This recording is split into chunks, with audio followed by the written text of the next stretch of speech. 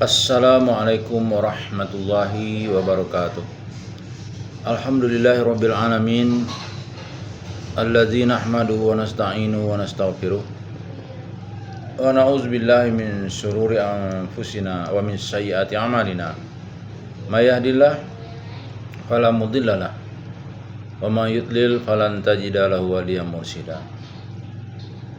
Asyhadu an la ilaha illallah wa asyhadu anna Muhammadan abduhu wa rasuluhu la nabiyya ba'd. Allahumma shalli wa sallim ala hadzal nabiyil karim wa ala alihi wa ashabihi ajmain. Bapak-bapak, ibu-ibu yang saya hormati serta generasi muda yang saya sayangi, baiklah kita akan masuk ke pembahasan dari buku yang kita bacakan, yaitu buku biografi Rasulullah sallallahu alaihi wasallam. Berdasarkan biografi Rasulullah sallallahu alaihi wasallam, sebuah studi analitis berdasarkan sumber-sumber yang otentik yang disusun oleh Dr. Mahdi Rizqullah Ahmad. Baik, kita akan masuk kepada pembahasan peristiwa Isra dan Mi'raj. Bismillahirrahmanirrahim. Peristiwa ini merupakan salah satu mukjizat yang dikaruniakan Allah Subhanahu wa taala kepada Rasulullah sallallahu alaihi wasallam untuk mengukuhkan semangat dan tekad beliau, terutama setelah kematian beliau mengalami musibah dan cobaan yang datang bertubi-tubi dan silih berganti. Kematian paman beliau yang selalu melindunginya, kematian istrinya yang selalu setia menghiburnya, dan berbagai macam penganiayaan kaum kafir sewaktu di Mekah dan Taif. Isra dan Mi'raj ini menurut beberapa riwayat terjadi setelah tahun ke-10 dari penobatan beliau sebagai nabi. Namun untuk kepastiannya para ulama masih berselisih pendapat. Menurut Musa ibnu Aqabah, ibnu Zuhri, dan Urwah bin Zubair misalnya, Isra Mi'raj terjadi setahun sebelum beliau melakukan hijrah ke Madinah. Namun terlepas dari perselisihan itu, yang perlu ditegaskan adalah bahwa tak ada satu riwayat yang menyangkal kebenaran dari terjadinya peristiwa Isra Mi'raj. Pasalnya Al-Quran sendiri langsung turun menegaskannya. Penjelasan lengkap Al-Quran tentang Isra dan Mi'raj dan hikmahnya terdapat dalam surah Al-Isra dan An-Najm. Dalam surah Al-Isra, Allah Subhanahu wa taala berfirman menjelaskan peristiwa Isra dan hikmahnya sebagaimana berikut. Maha suci Allah yang telah memperjalankan hambanya pada suatu malam dari Masjidil Haram ke Masjidil Aqsa yang telah kami berkahi sekelilingnya agar kami perlihatkan kepadanya sebagian tanda-tanda kebesaran kami. Sesungguhnya dia adalah Maha mendengar lagi Maha melihat. Quran Surat Al-Isra ayat 1. Sementara itu dalam Surat An-Najm, Allah menerangkan peristiwa Mi'raj dan hikmahnya demikian. Dan sesungguhnya Muhammad telah melihat Jibril itu dalam rupanya yang asli pada waktu yang lain, yaitu di Sidratil Muntaha. Di dekatnya ada surga tempat tinggal. Muhammad melihat Jibril ketika Sidratil Muntaha diliputi oleh sesuatu yang meliputinya. Penglihatannya Muhammad tidak berpaling dari yang dilihatnya itu dan tidak pula melampauinya. Sesungguhnya dia telah melihat sebagian tanda-tanda kekuasaan Tuhannya yang paling besar. Quran Surah An-Najm ayat 13 sampai 18. Satu peristiwa dalam sejarah kehidupan Nabi sallallahu alaihi wasallam di Mekah yang paling banyak diriwayatkan adalah peristiwa Isra Mi'raj ini. Dalam Sahih Bukhari misalnya, peristiwa ini diceritakan dalam 20 hadis yang bersumber dari 6 orang sahabat. Sementara itu dalam Sahih Muslim terdapat 18 riwayat dan bersumber dari 7 orang sahabat.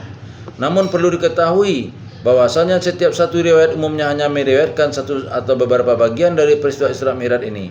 Jadi tidak ada satu riwayat pun yang menceritakan peristiwa ini secara keseluruhan dengan menyebutkan semua kejadian-kejadian yang ada padanya. Adapun ringkasan dari sejumlah riwayat yang dituturkan oleh Bukhari, Muslim, dan para ulama hadis yang lain itu adalah sebagaimana berikut. 1. Pembedaan dada Rasulullah. Syahdan, seusai melakukan sholat Isya pada malam yang penuh berkah tersebut, Jibril turun dari langit untuk mendatangi Rasulullah sallallahu alaihi wasallam. Ia masuk ke kediaman Rasulullah sallallahu alaihi wasallam dengan membuka atap rumah beliau di Mekah. Lalu ia membedah dada beliau, mengambil hatinya dan kemudian mencucinya dengan air Zam-Zam. Sesaat kemudian ia mengeluarkan sebuah baskom emas berisi hikmah dan keimanan. Lantas ia memasukkan kedua unsur tersebut ke dalam dada Rasulullah dan menjahitnya kembali.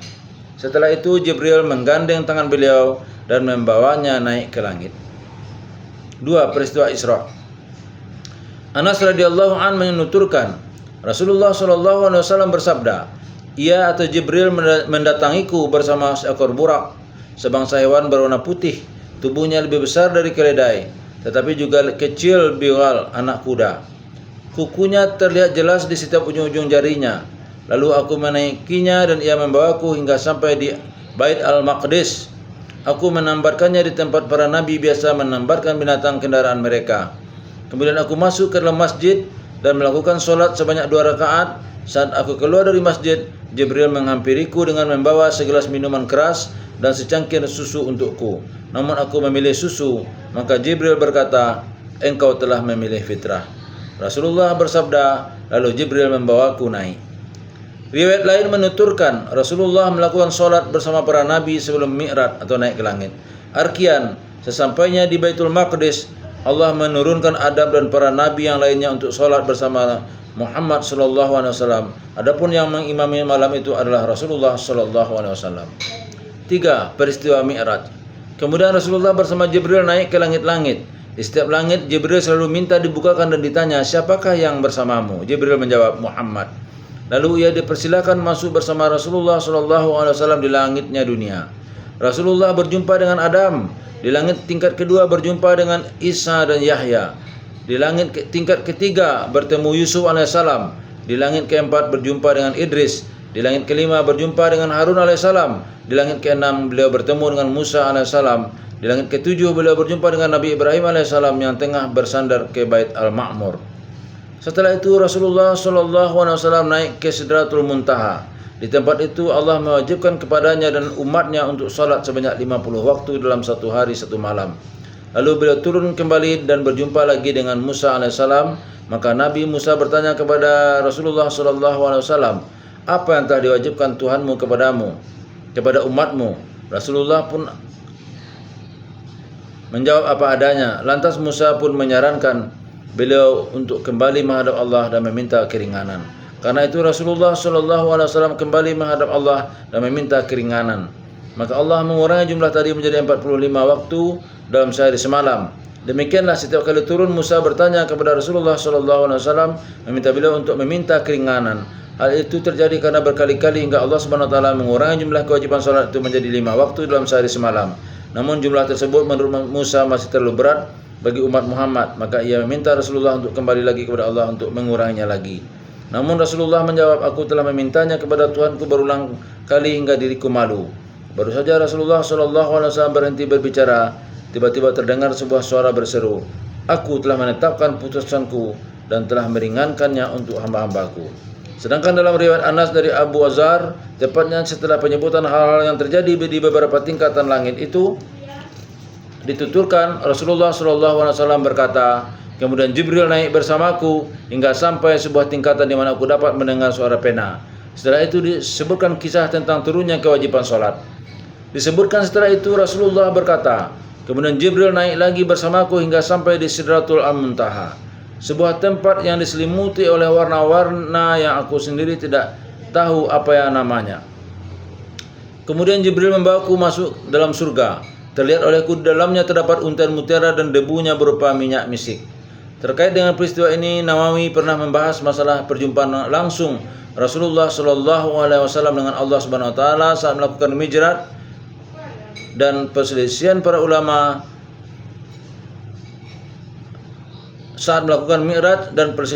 ulama tentang pendapat yang mengatakan bahwa Rasulullah SAW telah melihat Allah langsung. Lalu dengan jelas ia menyatakan bahwa dirinya lebih condong untuk menyatakan bahwa Rasulullah benar-benar telah berjumpa dan melihat Allah Subhanahu Wa Taala langsung. Hal tersebut ia sandarkan pada hadis Ibnu Abbas yang menceritakan hal ini. Ia menuturkan bahwa Muhammad SAW telah melihat Allah dengan mata hati beliau sebanyak 2 kali. Namun menurut saya penulis, hadis ini justru merupakan dalil bagi orang-orang yang berpendapat bahwa Rasulullah tidak pernah melihat Allah. 4. Perjalanan pulang Rasulullah SAW dari Isra dan Mi'raj. Dari berbagai riwayat yang ada, terlihat jelas bahwa perjalanan pulang Rasulullah Shallallahu Alaihi Wasallam dari melakukan Isra Mi'raj adalah dimulai dari langit yang paling tinggi menuju ke Baitul Maqdis. Setelah itu beliau baru kembali ke Mekah. Tirmizi mengatakan, Sadad ibnu Aus menceritakan, kemudian Jibril pergi bersamaku. Kami melewati seekor unta milik bangsa Quraisy di tempat ini. Saya menyebutkan nama tempat itu, unta mereka yang pernah hilang dan kemudian ditemukan oleh seseorang. Lalu sesampainya di Mekah aku mengucapkan salam kepada mereka dan sebagian dari mereka berkata, itu suara Muhammad.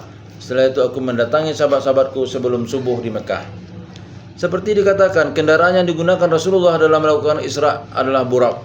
Namun menceritakan perjalanan Mi'raj beliau, beberapa riwayat mempergunakan kata kerja pasif atau mabni majhul, yakni kata urija, dinaikkan di bawah naik, sehingga kendaraan atau sarana yang dipergunakan Rasulullah sama sekali tidak disebutkan. Akan tetapi sebuah riwayat menyebutkan Rasulullah Shallallahu Alaihi Wasallam berkata, telah disiapkan sebuah alat untuk naik.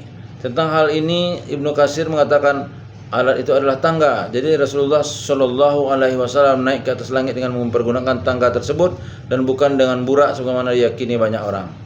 Sikap bangsa Quraisy terhadap Isra dan Mi'raj Nabi Shallallahu Alaihi Wasallam. Rasulullah Shallallahu Alaihi Wasallam sangat khawatir kaumnya akan menuduhnya dusta ketika ia menceritakan perjalanan Isra Mi'rajnya, sehingga pada hari itu beliau terlihat sangat sedih dan muram. Pada saat itulah Abu Jahal datang menghampirinya dan kemudian duduk di sampingnya, lalu ia bertanya seraya mencibir, "Hai Muhammad, mengapa kau bersedih? Apakah yang telah terjadi padamu?" Maka Rasulullah Shallallahu Alaihi Wasallam memberitahukan kepadanya perihal Isra. Mendengar cerita Muhammad tersebut, Abu Jahal tidak berani menuduh beliau telah berbohong. Pasalnya ia khawatir Muhammad justru akan menyembunyikan kisah tersebut dan tidak akan menceritakannya lagi kepada orang-orang. Karena itu ia berkata, "Wahai Muhammad, bolehkah aku memanggil kaummu agar kamu menceritakan apa yang kami ceritakan tadi kepada mereka?" Apa yang kamu ceritakan tadi kepada mereka? Rasulullah menjawab, "Silahkan." Dengan tak sabar, Abu Jahal segera bangkit memanggil kaumnya. Tak lama kemudian orang-orang datang berbondong-bondong mengerumuni Abu Jahal dan Rasulullah Shallallahu Alaihi Wasallam. Selanjutnya Abu Jahal meminta Rasulullah untuk menceritakan apa yang telah ia ceritakan kepadanya. Maka Rasulullah pun menceritakannya. Sontak mereka yang hadir pun terkejut dan keheranan dengan cerita beliau. Dan karena penasaran, seseorang dari mereka yang pernah melihat Masjidil Aqsa pun meminta Rasulullah untuk menyebutkan ciri-ciri masjid tersebut kepada mereka. Maka Rasulullah pun menyebutnya dengan tepat, sehingga orang tersebut berkata, "Apa yang ia sebutkan itu sungguh demi Allah sangat benar dan tepat." Sedangkan dalam sebuah riwayat dikatakan, mereka menolak pernyataan Rasulullah bila beliau telah pergi ke Syam dan kembali lagi ke Mekah hanya dalam waktu 1 malam saja. Sebab biasanya mereka menempuh perjalanan sepanjang itu selama 2 bulan. Bahkan dikabarkan bahwa karena pernyataan ini banyak orang-orang yang telah masuk Islam kembali murtad. Lain halnya dengan Abu Bakar radhiyallahu an, usai mendengar berita tersebut, ia langsung membenarkannya tanpa ada keraguan sedikit pun. Ia berkata, "Demi Allah, apabila yang mengatakan adalah beliau Muhammad, maka hal itu benar. Lantas apa yang membuat kalian heran dengan cerita itu?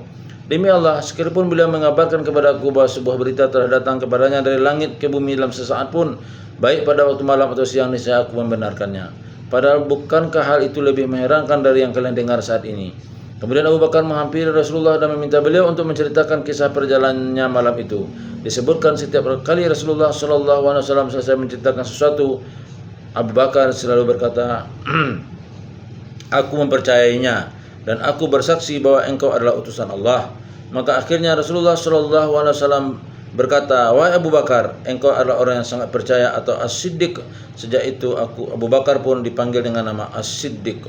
Bukti-bukti bahwa Rasulullah Shallallahu Alaihi Wasallam menjalani Isra dan Mi'raj dengan jiwa dan raganya sekaligus.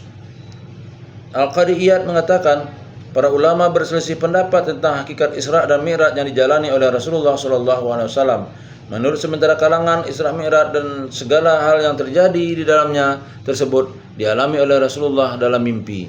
Namun mayoritas kaum muslimin, sebagian besar ulama salaf dan para ahli fikih, ahli hadis serta ahli tauhid zaman ini pada umumnya meyakini bahwa peristiwa tersebut beliau alami dalam keadaan sadar dan dengan seluruh jasad beliau. Bahkan telah banyak hadis-hadis yang menyatakan hal itu bagi mereka yang mau merenungkan, mengkaji, menelaahnya dan meyakini apa adanya tanpa harus menakwilkannya. Ibnu Hajar menerangkan, peristiwa Isra dan Mi'raj terjadi dalam satu malam. dan dialami Rasulullah SAW dalam keadaan sadar dengan seluruh jiwa dan raganya. Pendapat inilah yang diyakini oleh sebagian besar ulama hadis, fikih dan tauhid atau akidah. Bahkan hadis-hadis sahih yang menerangkan dan menguatkan pendapat ini sangat banyak. Lebih dari itu, pendapat dan kenyataan ini pun tak bisa dibantah. Pasalnya semua logika dan akal bisa menerimanya dan tak perlu menakwilkannya dengan makna yang lain. Penjelasan senada juga datang dari Urjun. Secara lebih detail ia menjelaskan umat Islam telah meyakini kecuali terhadap sebagian hadis yang belum jelas kesahihan yang dinisbatkan kepada Aisyah radhiyallahu an dan Muawiyah radhiyallahu an, terutama perkataannya yang berasal Al-Hasan Al-Basri bahwasanya peristiwa Isra yang telah dikabarkan oleh Allah hanya dapat dipahami dengan ilmu pensucian atau pengkudusan dalam kapasitasnya sebagai cara untuk mengagungkan kekuasaan ilahi. Dan perlu diingat bahwasanya kekuasaan Allah itu tidak bisa ditandingi oleh siapapun dan apapun, dan untuk memulai atau memahami sesuatu yang dengan persucian ini umumnya hanya berlaku untuk hal-hal yang jarang terjadi dan luar biasa dikarenakan keagungannya dan ketidakmampuan akal biasa untuk memikirkannya. Kemudian Urjun mengatakan, sesungguhnya kata abadun yang terdapat pada ayat tersebut dalam bahasa Arab dan pemahaman orang Arab adalah bermakna kesatuan antara ruh dan jasad. Adapun tentang hadis yang diriwayatkan Hasan Al-Basri, perlu digarisbawahi bahwasanya Hasan adalah orang yang tidak dikenal atau diketahui telah hidup pada masa sahabat. Jadi dapat dikatakan bahwa riwayat tersebut termasuk riwayat yang dibuat-buat. Sedangkan tentang hadis yang kabarnya bersumber dari Aisyah, maka harus diingatkan bahwasanya saat Isra dan Mi'raj terjadi, Aisyah belum menjadi istri Rasulullah. Bahkan ada kemungkinan Aisyah saat itu masih belum lahir. Atas dasar ini maka riwayatnya tidak dapat diunggulkan atau riwayat yang lain atas riwayat yang lain. Apalagi ada yang menyatakan bahwa hadis ini bukan dari Aisyah. Terkait masalah ini, Al-Khafaji pernah mengatakan di dalam redaksi hadis tersebut terdapat hal yang membuatnya cela. Apalagi di dalam silsilah perawi atau sanadnya terdapat nama Muhammad Ibnu Ishaq yang orang yang dipandang dhaif oleh Malik dan yang lain. Hal itu bisa dibuktikan dengan membandingkannya dengan hadis-hadis lain yang serupa. Kemudian Syekh Zarqani menambahkan, bahkan yang menunjukkan kebenaran bahwa Isra Mi'raj dialami Rasulullah SAW dengan melibatkan jasadnya adalah justru penyataannya yang mengingkari pendapat yang mengatakan bahwa Rasulullah telah melihat Allah secara kasat mata. Sebab bila peristiwa tersebut terjadi dalam mimpi, niscaya ia tidak akan mengingkarinya. Adapun riwayat Muawiyah tidak kuat karena riwayat ini muncul setelah adanya ijma' atau kesepakatan bahwa peristiwa Isra dan Mi'raj dilakukan oleh Rasulullah dengan melibatkan jasad dan ruhnya. Selain itu, riwayat ini belum ditetapkan sebagai riwayat sahih karena berasal dari Ibnu Ishaq. Dilihat dari sisi keabsahannya, riwayat tersebut dianggap sebagai ijtihad yang terlambat dilakukan karena telah ada ijma'. Dengan demikian, riwayat tersebut tidak dipengaruhi dan tidak akan dapat menentang ijma'. Sedangkan Hasan Al-Basri memiliki dua pendapat. Pendapatnya yang paling masyhur adalah bahwa Rasulullah dalam keadaan sadar dan terjaga ketika menjalani Isra dan Mi'raj. Seandainya peristiwa Isra dan Mi'raj itu hanya terjadi dalam mimpi, tentunya bangsa Quraisy tidak akan pernah mengingkari peristiwa tersebut dan sebagian kaum muslimin saat itu pun tidak akan murtad. Lebih jelas lagi bahwa keyakinan bahwa peristiwa Isra Mi'raj itu hanya terjadi dalam mimpi Rasulullah adalah sangat bertentangan dengan makna firman Allah. Maksudnya Allah yang telah memperjalankan hambanya pada satu malam dari Masjidil Haram ke Masjidil Aqsa yang telah kami berkahi sekelilingnya agar kami perlihatkan kepadanya sebagian tanda-tanda kebesaran kami. Sesungguhnya dia adalah maha mendengar lagi maha melihat. Quran Surah Al-Isra ayat 1. Pada permulaan ayat kita menemukan kalimat tasbih sebagai bukti pensucian Allah. Ini adalah untuk mengingatkan manusia bahwasanya Isra Mi'raj merupakan sesuatu yang sangat agung. Sedangkan kalimat bi'abdih tak lain mengisyaratkan bila peristiwa itu dialami Rasulullah SAW dengan ruh dan jasadnya, sekaligus sebagaimana yang telah dikemukakan oleh Urjun dan ulama lainnya. Pelajaran dan hikmah. 1. Kebenaran terjadinya peristiwa Isra dan Mi'raj telah disepakati oleh para ahli hadis dan ahli sejarah hidup Nabi SAW. Bahkan telah banyak ayat-ayat Al-Quran dan hadis yang menegaskan keberadaannya. Jadi Isra Mi'raj merupakan sesuatu yang pasti dan absolut, alias tidak dapat diganggu gugat dan tidak boleh diragukan oleh siapapun. Sebagian besar ulama juga telah sepakat bahwa peristiwa tersebut merupakan salah satu dari sekian banyak mukjizat Rasulullah SAW. Maka mengingkarinya berarti telah mengingkari hal-hal yang harus diyakini dalam agama dan akidah. 2. Mukjizat ini diterima Rasulullah SAW setelah beliau sendiri mengalami berbagai macam cobaan dan rintangan. Ini mengisyaratkan bila Isra dan Mi'raj ini adalah dimaksudkan Allah untuk menghidupkan lagi semangat dan tekad Rasulullah dalam menjalankan dakwah. Selain itu adalah sebagai bukti bahwasanya kesulitan dan kesedihannya yang diakibatkan oleh perlakuan buruk kaumnya adalah bukan karena Allah ingin menelantarkan Rasulnya, akan tetapi karena memang semua cobaan dan ujian itu adalah sunatullah yang telah berlaku dan selalu terjadi pada orang-orang yang dicintainya di setiap waktu dan tempat. Pada sisi lain, peristiwa ini bisa dibaca pula sebagai sarana untuk menjelaskan kepada Rasulullah SAW tentang masa depan agamanya, yakni ketika Allah Subhanahu wa taala menetapkannya sebagai pemimpin yang para nabi sebelumnya. Maka lain yang tersirat dari peristiwa tersebut adalah makna lain yang tersirat dari peristiwa tersebut adalah bahwa apabila satu waktu bumi ini dirasakan sempit oleh Rasulullah SAW, maka langit masih akan membuka pintu-pintunya secara lebar untuk menerima kedatangan beliau. Atau bila satu waktu sejumlah penduduk bumi menyakitinya, maka para penghuni langit akan bersiap sedia menyambutnya dengan penuh sukacita. 3. Penyebutan waktu dan tempat antara Isra dan Mekah, dari Mekah ke Baitul Maqdis dan kemudian Mi'raj menuju 7 lapis langit merupakan bukti nyata tentang sebegitu besar keagungan dan kesucian Baitul Maqdis sisi Allah. Selain itu, di peristiwa ini juga tersirat satu penjelasan adanya keterkaitan yang kuat kedua ajaran yang dibawa oleh Isa ibnu Maryam dan alaihissalam dan Muhammad sallallahu alaihi wasallam. Lebih luas lagi, salah satu kejadiannya merupakan pertanda bahwa semua nabi itu pada dasarnya diutusnya untuk menegakkan satu agama tauhid, dan bagi setiap muslim peristiwa ini mengingatkan kepada mereka untuk senantiasa memelihara bumi ini dari keserakahan musuh-musuh Islam. 4. Hikmah pemberangkatan Mi'raj dari Baitul Maqdis dan bukannya dari Masjidil Haram untuk kemudian menuju ke Sidratul Muntaha secara langsung seolah-olah adalah untuk mengingatkan bangsa Yahudi bahwa keberanian mereka menyia-nyiakan kemuliaan wahyu dan tidak menaati hukum-hukum Allah adalah menjadi penyebab turunnya laknat Allah Subhanahu wa taala kepada mereka dan dicabutnya hak kenabian dan keturunan mereka untuk selama-lamanya. yakni meskipun kenabian itu telah berada dan dari keturunan mereka selama berabad-abad lamanya. Singkatnya, turunnya ajaran wahyu kepada Muhammad SAW merupakan simbol perpindahan kepemimpinan dari satu umat ke umat yang lain, dari satu negara ke negara yang lain, dari keturunan Israel menuju keturunan Ismail, dan ini merupakan sebuah perpindahan yang akan mengembalikan kemuliaan akidah yang sempat tidak dipandang saat berada di tengah-tengah mereka. 5. Jatuhnya pilihan Rasulullah SAW pada susu dan bukan khamar atau minuman keras saat Jibril menawarkan dua macam minuman merupakan perlambang bahwa Islam adalah agama fitrah atau nurani, yakni karena susu tidak pernah berubah bentuknya sampai kapanpun. Adapun minuman keras seperti dimaklumi merupakan hasil proses kimia dari anggur dan sumber-sumber minuman keras lainnya. Di samping itu, khamar juga sangat membahayakan jiwa manusia karena dapat menghilangkan fungsi akal. 6. Dikumpulkannya semua nabi dan rasul untuk menyambut kedatangan Rasulullah merupakan bukti bahwa semua kenabian itu saling mengakui dan membenarkan satu sama lain. Rasulullah sendiri merupakan penutup para nabi yang membawa ajaran penyempurna dari semua ajaran yang pernah turun sebelumnya. Ini juga merupakan perlambang akan kedudukan Rasulullah di sisi Tuhannya. 7. Diperlihatkannya beberapa tanda kemahaan Allah yang terdapat di langitnya, langit dan bumi kepada Rasulullah SAW telah memberikan pengaruh yang sangat penting dalam upaya memperlihatkan ringannya tipu daya orang-orang kafir, menunjukkan kepada Rasulullah dan umatnya tentang betapa menderitanya nasib mereka di hari kiamat kelak, dan sekaligus dalam upaya memberikan kekuatan moral kepada Nabi dan para sahabatnya untuk tiada henti melawan kekuatan orang-orang kafir yang akan terus bersekongkol. 8. Isra dan Mi'raj terjadi setelah 12 tahun dari penobatan beliau sebagai Rasulullah.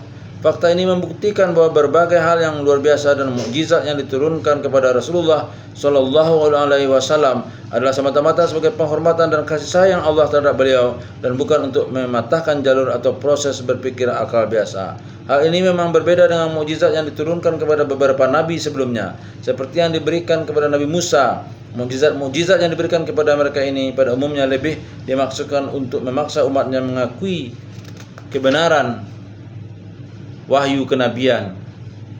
Fakta tadi terbukti ketika kaum musyrikin meminta kepada Rasulullah SAW untuk naik ke langit. Tiba-tiba datanglah jawaban atas permintaan tersebut dari Allah. Katakanlah, Maha suci Tuhanku, bukankah aku ini hanya seorang manusia yang menjadi rasul? Quran surah Al-Isra 93. Lalu ketika benar-benar sudah naik ke langit, Rasulullah sama sekali tidak menyebutkan bahwa hal tersebut merupakan balasan atau jawaban permintaan kaum musyrikin sebelumnya. 9. Turunnya kewajiban salat 5 waktu pada malam Mi'raj merupakan betapa pentingnya salah satu rukun Islam ini, sebuah ibadah yang harus menjadi tangga manusia untuk mendekatkan diri kepada Allah setiap kali hawa nafsu dan keinginan dunia membayang-bayanginya. Baik, itulah yang dapat kita bacakan seputar tentang peristiwa Isra dan Mi'raj. Semoga ada manfaatnya. Bila taufiq wal hidayah. Assalamualaikum warahmatullahi wabarakatuh.